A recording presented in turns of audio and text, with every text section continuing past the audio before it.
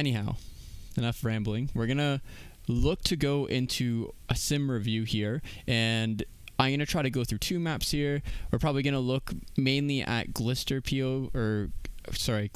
Kai, Sparkle, or Decay's POVs. I know for a fact that I do want to look at Kai's POV for sure. And another person's POV that we're probably going to look at is either Sparkle or Decay's. We might swap between the two, to be honest with you. I'm not 100% sure yet. But we're going to look at multiple games. So we're going to look at maybe 2 maps from 3 to 4 different type of players. That way we have variety. That way you guys can see the stuff we're talking about. So we're going to start off first. I'm going to load it up. Where am I here? Okay, it's this one here. We're going to load up King's Row for the Atlanta vs. Shock. And as you guys already know, we're not going to do gameplay right off the bat. We're going to make sure that we go through our fundamentals and the few tips and tricks that I have for you guys, the few pointers to kind of think about when we go through this sort of stuff. So, that being said, Blackboard time. This time I'm prepared. I have chat open on the side here. And here, whoop, Symmetra. God, boom. Look at that. Crazy. But yeah, so pretty much we're going to go through Sim. If you know, this looks like a shorter review comparatively to what I usually have. Oop. But again, same thing as before. What's going to end up happening is I'm going to highlight this stuff in a rectangle, and that will be the stuff that I talk about. It will be highlighted in yellow. We'll start with the fundamental stuff. Again, not as many points here. We don't see a movement point, mainly just positioning and target prioritization, and we have our cooldowns on the right-hand side and bottom there. And from there, we're just going to get started. So Sim. To me, a lot of people kind of struggle with Sim or aren't really certain how to use Symmetra properly. Pretty sure I spelled Symmetra wrong, but it's whatever. It's all right. So what is the biggest issue that I see with Symmetra players? Well, first thing I'm going to say is this. It's actually going into our first point as Symmetra. Positioning is the largest issue I see with Symmetra. The only other large issue I see is with TP usage. We'll go through that, and we'll have a stronger understanding of how to better position as Symmetra and how to get better TP usage from Symmetra as well. So, first things first, positioning, TP, all that kind of stuff. Focusing on positioning first, we need to determine what's the best overall positioning for Symmetra. So usually how I break down positioning for heroes is I go starting position, end position, mid-fight positioning. Sim, overall, her positioning will pretty much be the same throughout the entirety of the fight. It won't change. It's nothing crazy. It's a very simplistic thing. Just a lot of people are always, I would say, bloodthirsty, or they always kind of underestimate how you should approach Sim. So, to kind of think about Sim in terms of the best positioning for her, we're going to think about the range first of her beam. So a lot of people that you talk to, or a lot of people that I have talked to player-wise, or even not just player-wise, but even looking at other guides and looking at just overall knowledge of Sim, people say Sim has a very small beam range. That might have been true in the past before she got reworked way back in the day, but now Symmetra's beam is actually quite long. So when you want to start your position or overall position, you want to play your mid to max range with the beam. So I put in brackets there, it's longer than you think. And the reason I say that is because a lot of players that I know, when they are using Symmetra, they use the beam range, and I see them maybe, if I had to use a line to represent how close they are, let's say, and I'll show you guys in game, like at an overhead, beam is maybe about like this long. It's the length of that kind of line there. This is the general range that I see players with beam. If you look at that, that's about a quarter of the beam full length there. So the issue there is if you play a mid to longer beam range, that means that you are less likely to probably get killed because you're playing in such a long range past, again, where you're going to get rushed. Most people play right on top of their Rhine, and that's how they die, or they play very long on the flank. No, you just have to think about it like similar to a support kind of positioning or your diva positioning. You want to play towards the middle in your team and between your tanks and your supports or by your supports, and you want to use that beam range to consistently just beam people down at range. And then once you have a large advantage in the fight, mainly most of the time when the main tank is down, like a Reinhardt for example, or anyone else in that matter, you want to start closing the distance a little bit more, right? Now, the next point to that in terms of range is just understand how long it takes you to charge up your beam.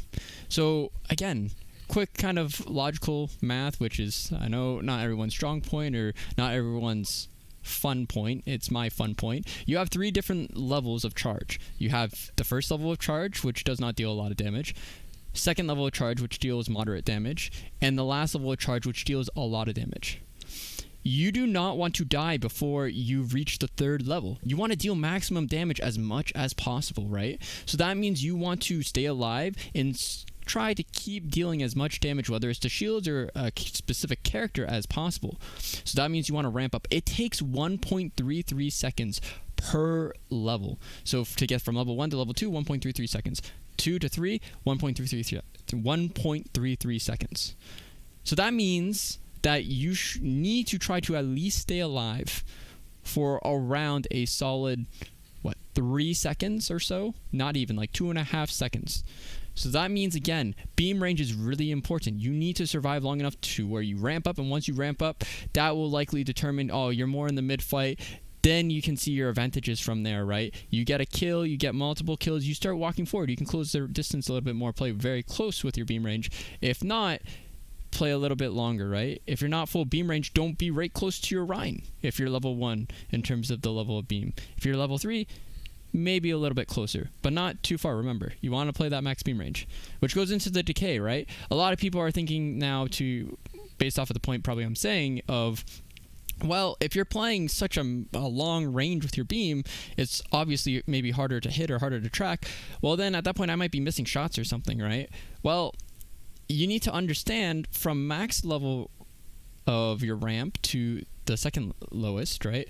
It goes from level 3 to level 2 decay is 4 seconds. Level 2 decay, or level 2 to 1 decay is 2 seconds. So that means 4 seconds of you not hitting a single shot. If you don't track or hit anything for 4 seconds, that's when it starts to go down. So that is a lot of time, right? Compared to how long it takes you to ramp up, that's a quarter of the time. A little bit more than a quarter of the time, but that's still a long time to drop from your highest level, right? So don't worry about that range. Don't worry about, I might not be hitting something for a second or two. That doesn't matter. What matters is you're still being ramped up and you're still being able to be a part of the fight. If you're not able to be a part of the fight and you're not staying that ramp, right? That's when things start to go south, which goes into my last point, which is the most important for both points. These should be points. I kept kind of alluding around it, but you need to focus on survival before damage all the time. And this is why I brought up the range. This is why I'm bringing up the ramp time of, you don't always have to shoot people. You can chill for a few seconds if you need to. You have those 4 seconds. You need to survive first and foremost. Dealing maximum damage is important, but the more important thing is staying alive compared to dealing max damage. If you deal max damage but then you die, well, you're the main source of damage on your team. You need to stay alive so that you can deal that punishment, that brutal damage. So focusing on survival over the maximum amount of damage you can do or killing someone is more important most of the time, especially if you have to risk your life to kill that person. Remember, you're the main damage most of the time. You deal a lot of damage when you're full charge on that beam. You're fully ramped up. So stay alive. Focus on staying alive and dealing as much damage as possible, not on the kills. So that goes into positioning, and again, not just start position, not just end position, overall positioning, and what to think about why or how to best position for yourself and what to think about to be in the best position all the time. Which will go into the next point, which is target prioritization, right? So kind of going back to the point that I talked about with ramping up and all this kind of stuff, you need to think about what target will help you ramp up the most or the best, right? Going for a squishy target, yes, that's great. If you kill a squishy target, that's incredible. Good for you. But you want to think about what will let you ramp up faster. Shooting characters that have a high or a bigger hitbox or a higher hitbox is a much better way for you to ramp up in a more easier way, much more often. So what should you think about when you are looking to start the fight or, you know, get that high charge? Shoot the tanks. Shoot the tanks. Shoot bubbles. Shoot shields. Right? You're not going to lose HP, or you're not going to lose ammo if you shoot shields. You want to shoot shields, it will keep your ammo and you'll burn through those shields and ramp up much faster, right? Same thing with tanks. Tanks, sure, you might lose some ammo, you might not be dealing as much damage or killing them right away, but that's how you're getting ramped up. That's how you're building up that charge so you can kill people later, right? So you want to start in terms of target prioritization with tanks and then go from there. Bringing up safety again. Remember, you're prioritizing your safety over killing, right? So we talked about the mid to max range at the start when it's a 6v6. Well, if you're going to do that and focus on your survival, shoot what's in front of you. Most of the time it will be tanks, yes? But sometimes other characters will pop up, like maybe a Mei, maybe another character aside from Mei. Then just shoot at that point, right? You see a Lucio in front of you, shoot the Lucio in front of you, right? You don't always need to shoot tanks. It's whatever is kind of in front of you at that safer distance, right? And the last point that it kind of goes into, and we'll go into a little bit more detail with this, is keep in mind your TP positioning. So what do I mean by TP? Your teleport. Keep in mind where that is positioned during the fight. If it's positioned towards the enemy backline and the enemy backline did not kill that TP, you have the possibility to potentially, again, if you see that a lot of pressure is going on your team, you could potentially assassinate someone, right? Even though I stress safety, I stress shooting tanks, building ramp. Once you're ramped up, if the fight seems like a stalemate and the entire enemy team is running at your team, you can support your team by shooting them as they run at you guys. Or you could potentially have a TP in the back line, TP right onto a support or onto a squishy member that isn't suspecting you to push up from behind and instantly assassinate them. Remember, you're a fully ramped up sim. If someone does not pay attention to your TP and respect behind them, you can use it and boom, instantly you can kill someone from 100 to 0, then TP back into your team, right? The key thing is when you TP in the backline potentially for an assassination, you're not sticking there. You're just TPing quickly, trying to kill someone, then you're TPing back to your team for safety, right? It's just a quick little thing you can do. So we talked about, in terms of positioning, we talked about how that is relevant to target prioritization. Let's look at these TPs now based off of what I just spoke about with the possibility for assassination. So there's two different types of ways to use TP here, right? You have your team usage, you have your individual usage for yourself solo. So what's the big thing for team usage for Teleporter? Well, Teleporter is the hard one because you have to be creative with how you utilize your TP. And a lot of these points, this is where the creativity kind of comes in, right? So the first thing is get to specific positions faster. This is a much more streamlined, simple way that people utilize their teleporter. They utilize their teleporter just to maybe get to a side faster, or as they're walking out of the gate, right? As they're walking out of spawn for that first fight maybe on COP, they'll use TP so that instantly their team can get to the positioning that they want faster, take more space faster, right? Whereas maybe there's another way where a team is playing double shield. They're trying to rotate with no speed. You have speed. You have TP. You could TP all the way to the other side. Maybe catch them off guard. Brawl them immediately, right?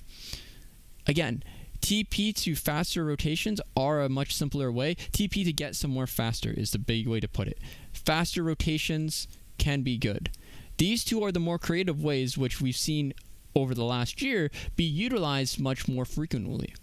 So against other brawls or against compositions that can hold choke points really hard, people have used TP to go past the chokes actually instead. So what they would do is they wouldn't necessarily TP onto the enemy backline, but they would TP a little bit past the choke so they can avoid the fight at the choke. They're already past the choke with the TP. That means the enemy team doesn't have the best positioning, right? So then it came into situations where instead of teams or brawls holding the choke, they would have to not just hold the choke, they would have to respect the potential TP coming out from the enemy, right? So again, it goes to this thing of TP can be used not just to go for faster rotations, it can also be used to go through areas that are usually harder to break through, right?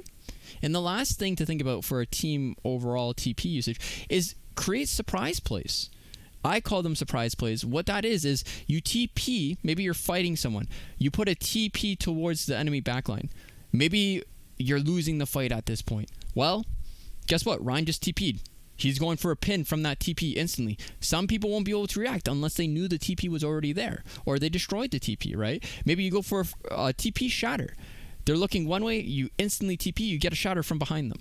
Maybe you're going to use a Diva Bomb. Instead of flying the Diva Bomb using your shift, you bomb, send it through TP, and then try to kill them as you rush in front of them and the bomb's behind them, right? There's other plays that you can utilize as well. Maybe you're going to TP the Diva into the backline, or your Diva into the backline, create a lot of pressure so she doesn't have to use her shift, and then TP back out, right?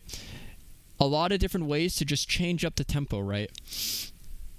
And that's the big thing that you need to think about with team TPs, right? Is I've talked about getting to a rotation faster. I've talked about breaking through chokes, surprise plays, right? All of this stuff is to make it so that you have control of the pace, the control of the tempo. And remember, tempo is pretty much, are you going first or are you going second? Are you the ones taking control of the fight, or are you letting the other team take control of the fight, right? So again, these are all ways in terms of the team-oriented use of TP to take control of the fight. Go first. Be the people that choose how the fight goes, not be the ones that have to react to how the fight goes.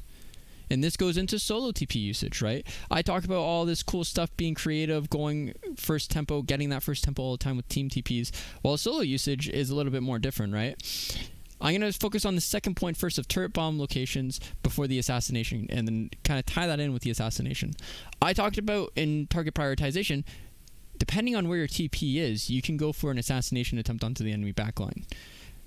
Part of that kind of assassination attempt is you can look, if you have a TP set up, you can send your turrets through the TP and look to instantly melt somebody with your turrets. Or maybe you send your turrets through the TP, they need to react to it, you use the TP as well, and then you go for the assassination attempt, right? It's a way to where you can send damage on another point of the map instead of just simply setting up turrets by your main tank, around your team, right? Add a choke. You can send it in a way to potentially almost kill a squishy in a lot of situations.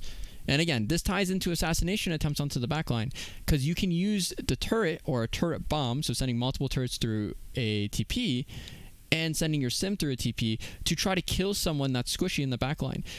Imagine 3 turrets on a Ana, for example. 3 turrets are shooting an Ana right now, slowing her, doing a lot of damage.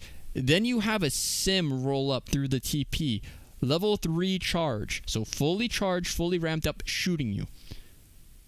100 to 0, won't even be able to react. You will be dead in an instant. So it's a good way to set up potential kills for a quick kill and then get out. Similar to Tracer, but again, a little bit more risky because you have to utilize that TP in a way to get in and get out really fast. Again, I want to stress, when you're using that TP, you're not using that TP to stay there and linger there. You're using that TP to go in for maybe a moment or two and then get out. Because again, that TP is broken if the TP breaks behind you, or let's say that your team isn't able to push towards you when that TP is broken or that TP is still alive, and you stay in the backline for too long, the enemy team's just going to turn on you and kill you, right? So you need to be careful if you're going to use that TP solo for assassination attempts, that you're not staying too long. You're staying by your TP so you can TP instantly back to the safety of your team. It's just a quick attempt, nothing crazy. So we talked about TPs now. We're going to move on to turrets. We've already talked about turrets a little bit here, but again, we're going to split this up in terms of team usage versus solo usage. We'll talk about the solo usage first versus the team usage, just because we've already kind of attempted to talk about this. Turret bomb to assassination attempt. We talked about how when we're using it solo, you can use it to send multiple turrets through a TP, try to kill somebody. You can combine you going through the TP to try to assassinate someone as well. Again, using turrets more so in a way to maybe get a kill comparatively to assisting your team, right? So using it for yourself in that regard. In terms of team usage, well, let's think about how we set up turrets here, right? You have to position your turrets for your team more so around the person that will probably receive most of the punishment, most of the damage. A lot of the time, that's going to be your main tank or your tanks, right? Because they're holding the line, they're holding the space for you. So you want to position those turrets by your tanks so that you can relieve pressure from them, so that even if the enemy team is trying to shoot them or maybe swing a hammer or anything like that, as they try to pressure your tanks, they have to look above them and try to shoot the turrets that are shooting at them, slowing them, dealing damage over time, even if it's tickle damage. The big thing is they're CC'd and taking damage elsewhere, which means it relieves pressure from your team or your tanks, and it allows them to apply even more pressure to the enemy team, right? The other way we can utilize these turrets to help your team is put them in positions that are side lanes. So side spots to your team to help stop flanks, to help stop people from taking a side angle onto you or an off angle onto you, right? They will have to destroy the turret, and it's not a for sure way to, stop the flank, but it is a way to keep the flank or to keep the people going from side lanes in check. Because they have to destroy that turret. If they just leave that turret and focus specifically on you guys, then that turns into a situation where, hey, guess what? I'm going to deal a little bit of damage. I'm slowing this person, so they won't be able to commit as easily. They won't be able to fully commit either because they're taking that damage over time. Again, small thing, but it is a big thing to kind of keep in mind here, right? So last but not least, we're going to go on to the ultimate of Symmetra, which is her Photon Barrier. It's the big wall barrier that kind of goes up.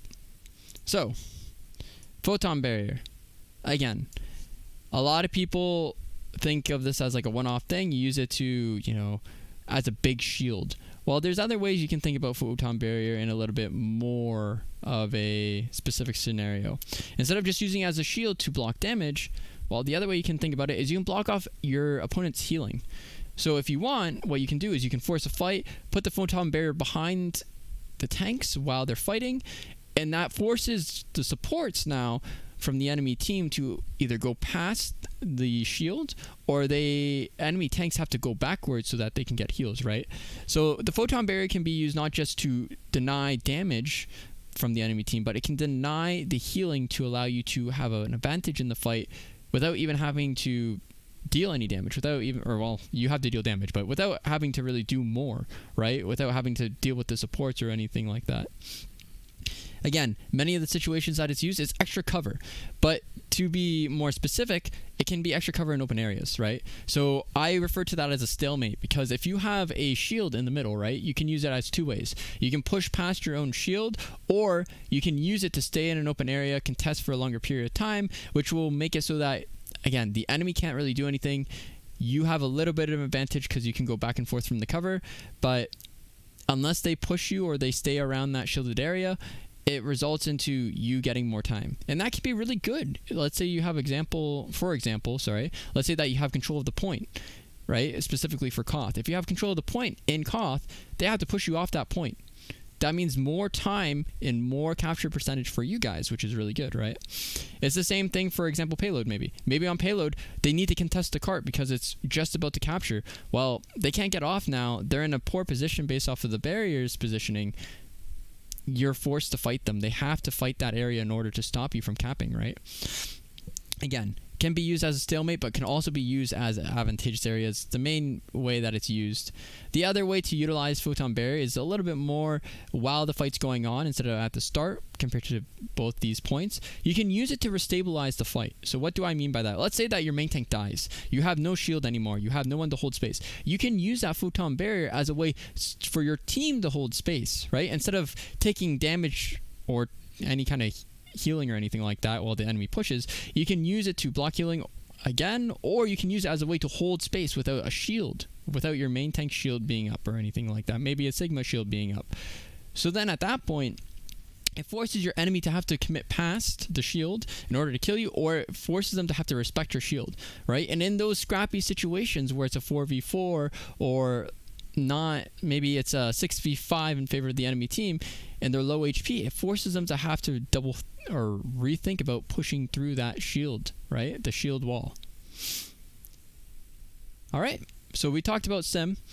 we've gone through a few of the points. Again, Symmetra, in my opinion, isn't a very complex character. She is very simple, but people like to overcomplicate her. Again, the big things to keep in mind that we're going to try to look for is her positioning. We're going to look at the TP usage from Sim. See how it kind of sets up a little bit more. See how that differs from player to player. So, as I said, we're going to switch over. I'm going to disable this blackboard. I'll keep it up right now. What we'll do from here is we're going to look to specifically now look at Kai. So we're going to look at Kai's gameplay here of Atlanta.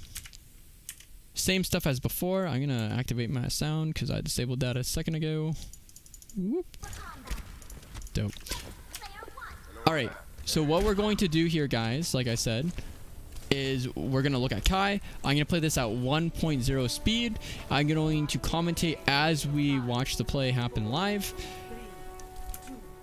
And go from there. Okay, first things first that I forgot to do. Kai gets a kill. I heard that right off the bat. I'm going to disable objective noise as well, real quick. Perfect. Okay. So we see it's a Brawl v Brawl matchup here, right? It's King's Row, typical Brawl v Brawl. This can be very fun to watch. So let's see kind of what happens here. From that pick Kai got right off the start, it looks like they should be able to capture this point. You see, they're up in a fight. Again, this is a very disadvantageous fight for Shock already. Since they're down so many members, they're just trying to get a fight here, see if they can maybe catch them off guard with TP. Not even looking at Kai, but looking at how Glister used that TP. They went through the choke. Instead of walking through the choke, because they know that it would be a tough fight, they TP behind so they can get past the choke and fight them, right? So again, you're seeing how the TP, maybe not from Kai, but from Glister, was used to go past, right? Avoid the fight at the choke. So let's see how this kind of goes. We see that turrets are set up towards a blind spot here from Atlanta, right? It's in that under area just in case someone tries to go for a flank. So instead of using it to support his team in terms of if they rush, it's to cover a flank here. So we see Kai and we look at Kai, right, as beam. He's playing this beam mid beam range, I would say. I was going to say long. It's kind of hard because of the corners. But the reason why I wanted to show you beam range is look at this. Actually, he's playing pretty far beam range there. It's like max beam range. I'm going to slow it down and show you the beam range in the third person. Only because, and this is the only time that I'll slow it down, because I want you guys to see how long this beam range is. So ready, set, okay. Look at Kai's position right here. Kai is, I would say, quite far back from his tanks, right? He's about halfway point. Usually your diva would play towards this position, but he's by his backline here. He's going to swing wide. And look at his beam. His beam is still reaching Choi. So to kind of give you a premise, so I'm going to delete this real quick and then draw a line and then put those back up. His beam range, he's over here. Whoa. He's potentially, I'm pretty sure, I'll double check Choi's POV to make sure he's getting hit. Choi is getting hit. Look how far Kai is. Look, oh, that's even better. Look at that. Beautiful. Look how long that beam range is. This is an incredibly long beam range, and we see Kai is playing close to that max range. It's that mid to max range like we talked about, and this is why I bring this up in terms of positioning, because it's so crucial. There's so many people that I see, again, stressing it out, playing here, right? Like, see this general positioning from Gator and Kai right now? They play that range to start, and they're shooting a Rhine. When you have a beam range that is almost this entire length of this straight line, this straight corner that they're kind of going past, it's incredibly long. So you don't have to be in any danger. The point is you're pumping out damage, you're staying alive, you're not even close to being run at by a Rhine, right? If Diva has to commit onto you, she's using almost full boosters to get to you towards that back lane. Big thing, just want to show you a visual of how long that line is and then kind of go back. So we'll go back to Kai. Whoop. So we see Kai, again, he's using this big beam range here. He's mixing in some right clicks here. I didn't really talk about right clicks. The main reason I didn't talk about right clicks is it's just alternative spam. If they're not doing anything at that time, or let's say that you're beam can't reach that long, they're spamming. Kai is spamming when he knows that he can't walk forward and they're past his max beam range, right? But again, you're seeing him spam before they're coming out. Like, he's not setting up forward here, right? And that's just because he doesn't want to be in a range where he can get rushed. He knows he can get rushed there. It can be very scary. He starts. They use the wall here. You see they're using the wall to kind of hold. Shock backs up to respect that wall. They know if they push past that wall, they can't heal. They won't be able to use their window.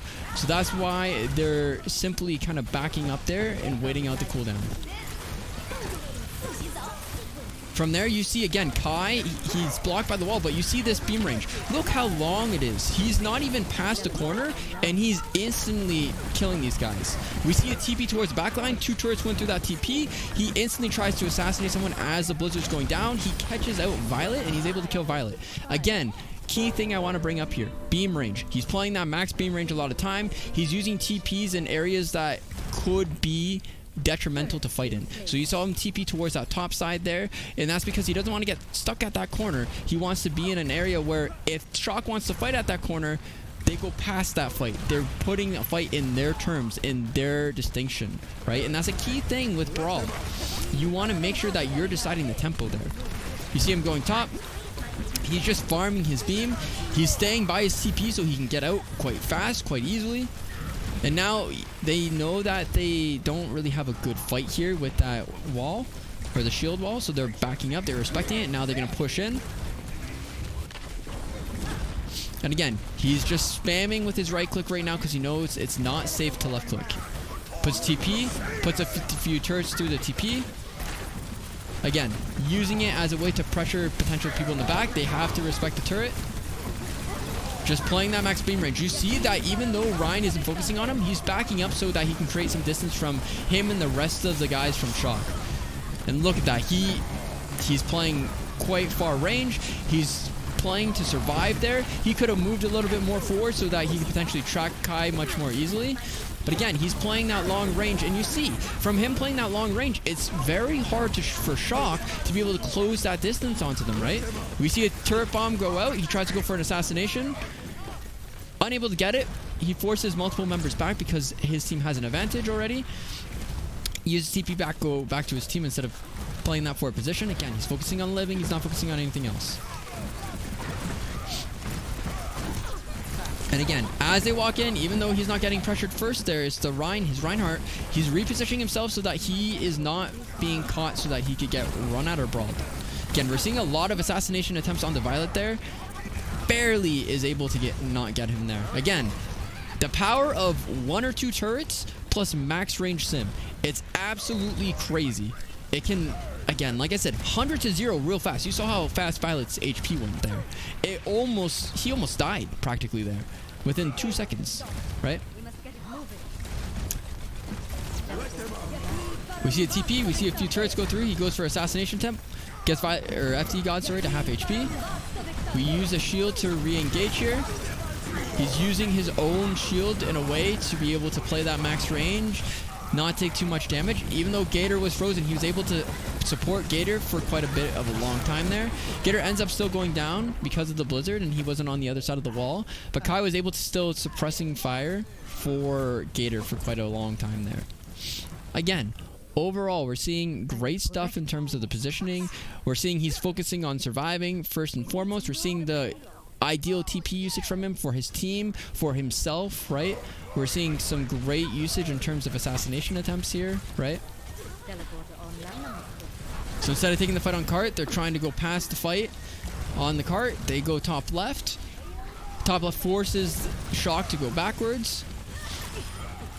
And again, Kai trying to play this beam range here. They understand that the left side is where they need to go. That's why he TP'd on the top left there to try to force them back so they can get cart control.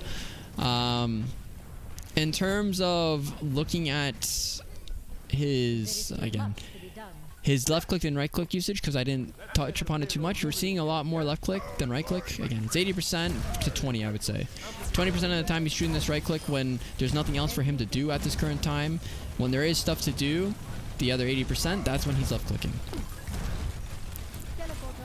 TP top. He put some turrets there. He sees where Shock is. He knows that it's not really the best position for him to beam, so he's just playing a little bit further back, shooting some right clicks because the card is making it an awkward position. If he wants to shoot with his left click, he would have to walk up a little bit more forward into a brawl range here. Once he knows that they're up members from that shatter and the 2 kills, he starts to walk up. He's not as scared anymore to take fights. So great play overall from Kai. Obviously, the guy is a tracking monster. He's incredibly good with his aim. But overall, in terms of enabling himself, he's not playing too close. He's playing that further range. And then he's potentially closing that distance if he feels like it's necessary to, right?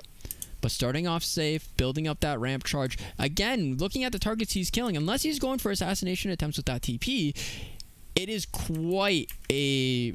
I don't want to say simple thing, but it's quite an easy thing. He's just going for the biggest, beefiest target he can shoot at. Because he knows that level 3 ramp and fully being ramped up will melt anyone, right?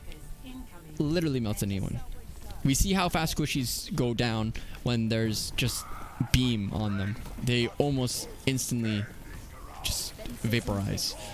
So, again, something to keep in mind there. Alright.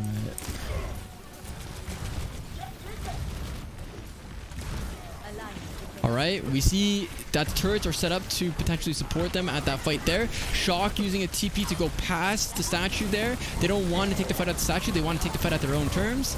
They try to. They're ending up getting trades. He goes for a TP onto the backline turret bomb. Look at this. Instantly sitting on top of his TP so he can go back as fast as he possibly can. Almost killed Violet there. Violet's able to narrowly stay alive. But he knew he had to make a play there because it was an even fight. They're down their Mei. Mei is a strong point. The focal points for this composition here is Reinhardt, Mei, and then your Sim.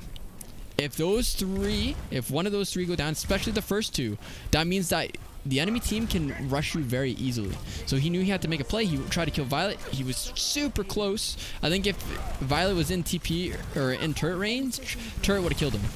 But again, it's pretty good.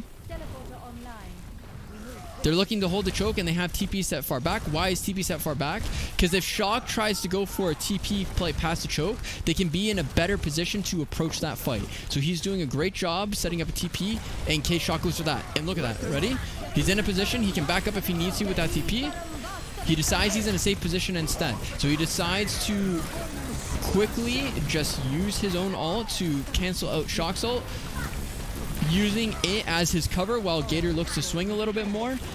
And again, going back and forth, just playing that max beam range, right clicking as much as he can.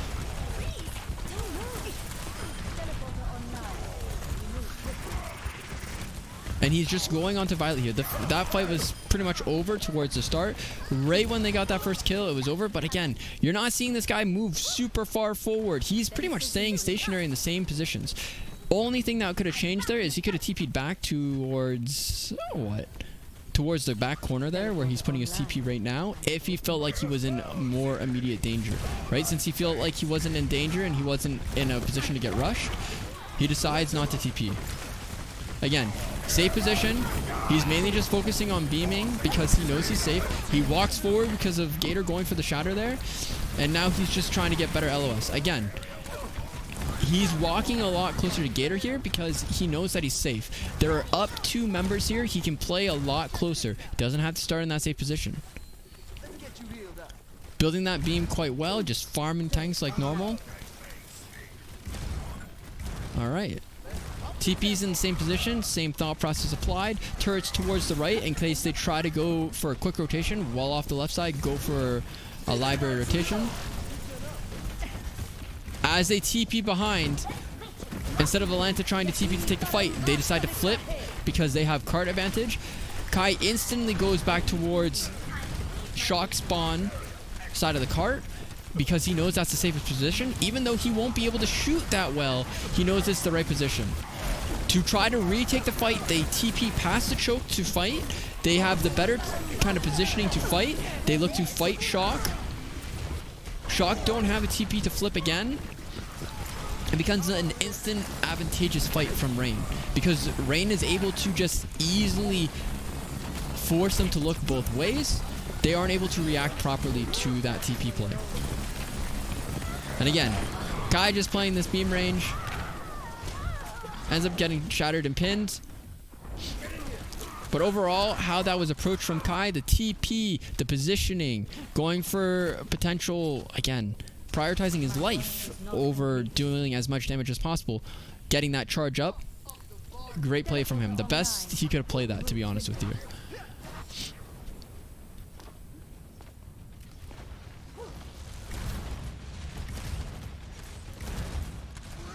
Alright. We see them walk forward. Just again, he's right-clicking when he feels like he's potentially not in a good position. He put TP down in case he got caught in that blizzard there. You see he's using the shield so that he can stay here. This is a situation where they are trying to restabilize from this wall here, right? Kai and the rest of his team look to hold forward. They're using the wall even though they're down their main tank. Even though they don't have Rhyme Shield, they were able to stay in that fight. Delay shock from rushing because they had to respect the shield based off of Kai still dealing multiple damage down to them. And aside from dealing multiple damage down, they had to respect it in terms of once they turn that corner, if they don't have TP, their supports could be cut off from supporting and healing them, right? Again, good shield usage from Kai. Great position to zone the enemy team. Again, fantastic across the board from Kai so far from what we're seeing with this sim. Like I said, Sim isn't a very complicated hero. I keep kind of bringing up these simple points like, oh, he's in a good position. Yeah, he's living. Yeah, he's just farming tanks. Again, sometimes people overcomplicate heroes. Sim is one of those characters. Most of the time, if you're not dying first, you're doing the right thing as Sim. Even though it feels boring, even though it feels like you're not doing anything, you are doing a lot. Just surviving, just doing the bare minimum of shooting the people in front of you, you are doing what you're supposed to do. Again, the hardest part about Sim, I would say, is surviving, playing that beam length like Kai is, and the TPs. We see Shock goes for a far rotation here. Unable to do anything. They used the shield. I'm not really sure. They were scared, I guess, of Atlanta trying to rush them, so they used the shield to stabilize. It seemed like a very poor shield usage there from Glister. Kai tries to reposition himself with a TP to try to go for an assassination. He's able to help his team secure 2. Again, playing by his TP at the start there in case he has to reposition back towards a safer position with his team. Atlanta tries to go for a touch. They use the shield to kind of help hold space for a longer period of time. Stalemate this point. TP back in case he has to go back. Again, we're seeing that he's not sure if he can walk forward or not. So he's staying towards the cart to contest it, and he's right-clicking so that he can be in a safe position. Because he's not sure about what threats are on his left, what threats are on his right, and what's on cart. And just like that, that's the end of the King's Row from Kai's perspective. So, gonna take a quick look at Kai's kind of POV, and then we'll go through one more. Whoop. There we go. Okay. So, Symmetra. Big things we saw. Positioning is the key thing here. Key thing here is this. Fantastic usage of his positioning. He always, again, key word here, guys, focused on survival. He focused on living in a lot of these situations. You look, he was dealing a lot of damage in these mid fights when he was safe and playing that max beam range, yes, but you need to understand, he wasn't prioritizing pumping out damage. He was prioritizing staying alive. In some situations at the start of these fights, he wasn't even beaming. He was just right-clicking. He was spamming, just doing nothing. He was just chilling, right? So again, he's not peeking. He's not trying to do anything crazy. He's just always putting himself in a position to live, to not be part of the brawl right away, right? In terms of the TP usage, another big thing I would probably say, it would just be he's using it very good in terms of these assassination attempts. He's doing this a lot, right? But he's also doing a fantastic job of using it to break these chokes, right? And last but not least, the Photon Barrier, I want to, again, make it clear, he used it a lot in these situations to help restabilize fight. Yes, he used it in open areas to make it so that his team could kind of do a stalemate and Gator could swing a little bit more on the Reinhardt. But he also used it in 2 situations where they were down members. They were able to hold space for so long because they had that Sim ultimate, right? So again, key things, small things that Kai does very well that just make his Sim very strong. That being said, we're going to move on to another perspective. I would say Glister's, but I'm not going to do Glister's perspective, I think. I think what I will do instead of Glister's perspective is we'll go into Sparkle or Decay's perspective. So what are we going to do then? We're going to look at Dallas versus Washington. The first match of, I believe it was playoffs. So I'm just going to quickly look at it right here. We're going to look at a Koth here. We're not going to look at another payload. Going to look at a Koth, kind of see how this goes. So I'm going to coin toss. We're going to look at one round. We're going to look at this specific round.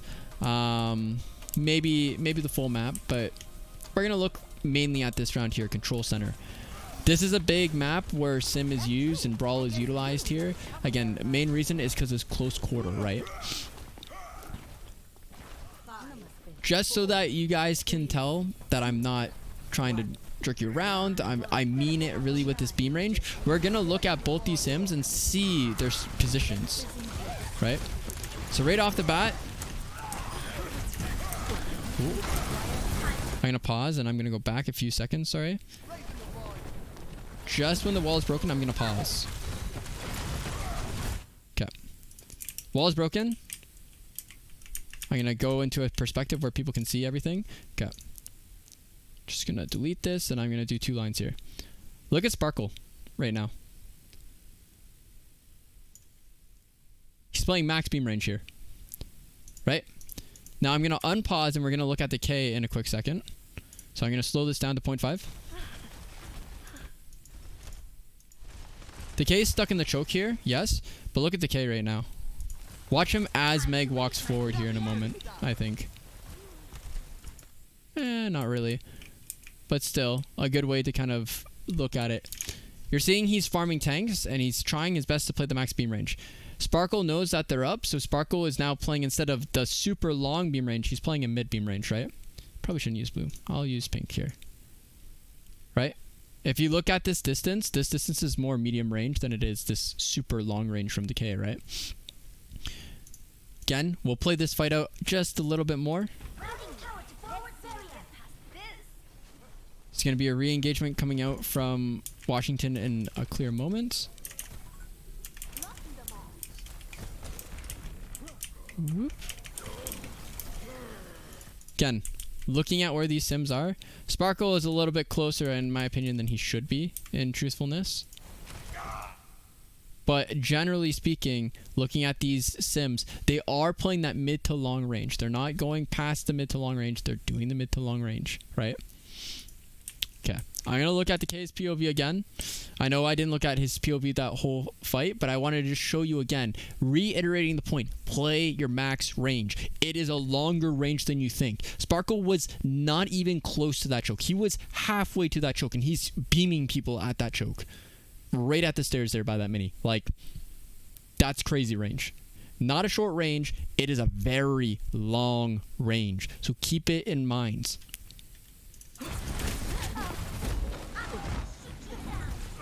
All right.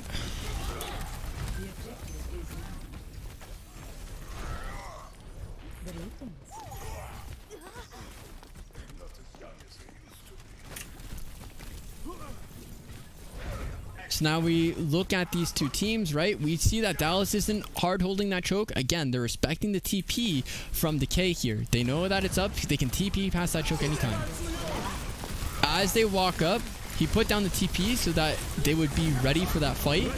Dallas catches them off guard, and you see that tempo that we talked about. They were instantly ready to go here. Again, Decay, he walks forward when they're walking back, but look at him right now. Setting turrets at these chokes as they walk out. He's playing in a range where it's far back enough. Again, he's playing half there. Turrets are set up so he could potentially go for an assassination. He's able to get Sparkle really low with a turret on that top right there. He was full beam, so he knew he could kind of go for it. Again, sticking on top of his TP so that he can instantly get out if he's in any danger. He's not moving away from his TP in any sense of the matter there. He doesn't want to be in a position where he's stuck in the back line and he's in no man's land where his team cannot support him. He wants to be able to go back into safety. But start of that positioning, starting right there. Fantastic job overall, playing in that a little bit of a longer range. Again, he sets up turrets by where his tank will be, where he thinks the fight will happen. So that way, he will have support there. Again, as they walk forward, he's backing up. He's getting ready to play that max beam range here, right? He's a little bit on that side angle there. He went to try to get a better perspective of that shatter instead of staying behind his Reinhardt. But again, you see he's playing the long range. He starts to close the distance because he knows that they're up multiple members, so it's very safe for him to start walking forward. But before that, he is starting safe. He's trying to play that long range, and it's working out very well for him, right? Sparkle has now died to him twice. One from an assassination attempt with the TP when he was high charge. Not even a turret bomb assassination attempt, just assassination attempt with the high charge. The second time was just him being on the off angle trying to get a better kind of damage on the side. Again, he tries to go for it again. He puts the shield there. Not, in my opinion, the best shield from him. The idea wasn't bad there. He was looking to shield so that they could stay there, and again, May could swing a little bit more if they held them at that pillar or at the corner a little bit to where they didn't go past Decay's shield. Shatter would have been useless, but again, there wasn't enough pressure onto Fearless by Decay because Decay went for a solo assassination attempt again onto Doa, or onto Sparkle, sorry, I should say, I think there. I know it was Doa, I think, sorry. But he failed, he didn't get the kill, and then right when they try to go out, he tries to keep the wall there to keep the tempo so they can swing. Doesn't work out in their favor, right? So now we're seeing that Decay, again, he's sticking with his team. Fuel changes their team composition so they can go first tempo a lot faster here, a lot more often with the Doomfist. So they're instantly trying to go faster because they're losing these first tempo duels to Washington, mainly off the back of Decay trying to go for assassination attempts onto the Sim. So now they understand that, so instead of, you know, letting this fight be a 50-50 at the start, at the first tempo, they're making it so that Sparkle isn't a liability as much and they can go first tempo and they can rely on the Doomfist to potentially help them, right? We look at this, he starts to back up, he puts a turret towards the side in case they go behind. He's walking up a little bit too much in my eyes. You lose track of the bomb. Ends up going down. I don't know if he could have survived that bomb, but I know for a fact that how they approached it, right? It was good, they went to go push right. Right when the shield came out from Doa, right when, again, the bomb came out from Hanbin, instead of staying with his team, he goes off for a flank. So we're seeing in the matchup, right, in the mirror matchup, he's doing a fantastic job of his positioning. He's doing a little bit more assassination attempts than Kai. I would say a little bit too much in my opinion, instead of Kai having a good mix. But overall, he's farming that charge, then going for the assassination attempts. Not always turret bomb assassination attempts, but just himself on high charge. Because Dallas changed their composition to a much higher first tempo composition though, he doesn't have... His team's not winning the initial team fight now. So he needs to help assist his team and stay a lot tighter with his team, right? He can't go off on his own. And you see Decay is going off on his own a lot more often of these times, and he's getting punished for it. He needs to stay around his team and play that range to where his team can support him, right? He keeps moving away from his team here. We'll watch this last map and then, or this last round, sorry, and then we'll kind of end the sim review. I'll take a few moments and then we'll go into the Rhine review. We see points about to unlock. Both teams go out courtyard to see if they can fight. They go for an instant TP onto the point there. Dallas TP behind them to get past the choke. They don't want to deal with those turrets. They don't want to deal with the Brawl holding a choke. They keep Doa behind to try to kind of bring them off. But again, Decay is staying in his team this time. He's staying with his team. He's not going off on his own. He's just beaming the closest targets to him. And they're able to win out this fight because, again, Decay is focusing on living. Decay is not going off doing his own thing. He's focusing on what's in front of him. They're ready to take the fight. even though Dallas TP behind them. Again, good TP usage to get for his team to get to the rotation, get to point first. He was in a good position for when Dallas does the TP behind, so he's not in any danger of the brawl. He backs up even a little bit more so that he's in a much safer position. He stays by his team, right? Not right behind his Rhine, but, or not right by the shield, sorry, but a little bit more behind the Rhine there. See, Dallas decides to kind of change the tempo there. Decay being a little bit too close with his positioning. TP goes out. Sparkle, I believe, used the TP to get in there a lot faster. Sparkle gets caught off guard because he's too close to his tanks, right? Big thing he needs to keep in mind. He can't be split. He can't be too close to his tanks. If he's too close to his tanks, if he's split, he's going to instantly die to these guys and get displaced, right? Again, focusing on, instead, right when he's coming back, instead of being right on his Rhine, trying to deal as much damage as possible, backs himself up, make sure that he's not part of the cluster so he doesn't get cleave damage from the hammer. He doesn't get any Doomfist punch or, again, not clutter, but disorientation from his seismic slam or from his uppercut. Again, playing in a little bit of a safer way when he goes to retake that fight with his TP. They're wary about the TP flip. They instantly instead decide to go for a rush. Instead of letting Dallas take control of the temple, they decide to take control of the temple themselves. Still not a fan of the positioning of Decay. He's a little too close to his tanks there. He needs to play, I think, a little bit further back. We see a turret bomb go out. Instead of following that, he's using his ult. He's trying to go past the enemy sim ult there so that he can deal some damage. Again, do I think he's a little too close still to his Reinhardt? Absolutely. He's taking a lot of damage and he's putting himself in really scary situations from being so close to his main tank. Tracking is great. Yes, it's easier to track a target that's close to you, but still. From there, look at this.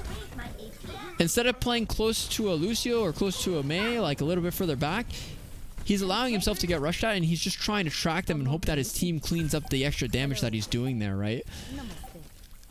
Not a big fan of that, like I said. He's not prioritizing his safety. He's prioritizing damage dealt over safety. Again, not a fan of that playstyle. Really want him to focus on living a little bit more compared to doing as much damage. Almost goes down. He decides to use his ult. At the start there, you see that he's not too close. He's in a good position. So what ends up happening is he survives. He's able to deal a lot of damage. He's a little bit isolated from his team. Not the end of the world, but still. Generally, pretty good job. So I'm going to pause there. And I'm just going to quickly look at Decay and how he's been playing, right? Ooh, we're going to go back. There we go. So to quickly kind of give a highlight of Decay's play, what do I think he does well? What do I think he kind of does a little bit different than Kai? Kai, I would say, was a mixture between team-oriented and solo-oriented. He focused a lot on survival. In terms of Decay, I feel like Decay is the opposite. Decay focuses on damage. He wants to deal as much damage as humanly possible to the enemy team. He wants to get as many kills as possible to the enemy team. So that equates to him doing a lot more solo-oriented stuff than team-oriented stuff, right? You see that he's mainly, I will argue, trying to ramp up as fast as humanly possible, right? He's trying to ramp up as fast as possible, then deal as much damage as possible and try to get as many kills as possible by going for assassination attempts, right? On the back line. So he's doing a lot of turret bomb plays. He's doing a lot of assassination attempts. He's doing a lot of, again, focusing on damage. Even if he dies, he feels, as long as I get as much damage down as possible, we will win the fight. Two different thought processes, two mindsets. Do I think that this mindset can work? It can, of course. But do I think it's the most optimal way to play the character? No, I do not. Because, again, looking at Kai's play, we saw Kai do a little bit more of the opposite. He didn't go more for solo plays. He did not go to do as much damage as possible and then maybe die because he was in too greedy of a position to deal as much damage as possible. He did a nice mix. He helped his team in a lot of situations. He played more for his survival compared to dealing the maximum amount of damage. We see him consistently going for plays or solo plays when he feels like there is potentially a break in the enemy team. They have too much to focus on from his main team. he decides to try to go for some plays. He sees Violet isolated, maybe he sees he has to make a play, right? That's when he goes to do it. In terms of his ultimate, I would say his ultimate was a lot more, he used it in terms of trying to cover or play open areas a little bit more and hold space. But again, I would argue that he didn't use them in the most appropriate ways. He just used them, I felt, a lot of the time because he saw the enemy team use it, or because he felt like, instead of not to support Mag, but he tried to kind of use it just because he felt like he was maybe in danger when he went really deep or something. He might have tried to block off enemy heals. It was hard for me to see based off of looking at his perspective, but again, it looked like it was more so he was using it because he saw the enemy team use it, or because of the fact that he wanted to try to hold space more. And since he knew that if he got killed or if he was forced out from trying to assassinate somebody, he would use his Photon Barrier, his ultimate, to try to allow his team to hold space more, because he knows that his damage isn't being done during that time. So Mag needs to become the damage dealer, the Reinhardt, the big cleave, to try to help hold that space for a longer period of time. Some situations it worked out, other situations it didn't. Again, different play styles from both, but it's a good look at Sim in terms of how to play her more so in terms of survival, being able to be a presence without really realistically feeling like you're doing a lot, or trying to take control of the game, do as much as you possibly can, and potentially die a lot more often, right? Again, my preference is to Kai's play style over Decay's, but again, it's your choice in the end of the day. This is just suggestions. As long as you follow these general tips, it should help you pretty well. So, that being said, that's Sim.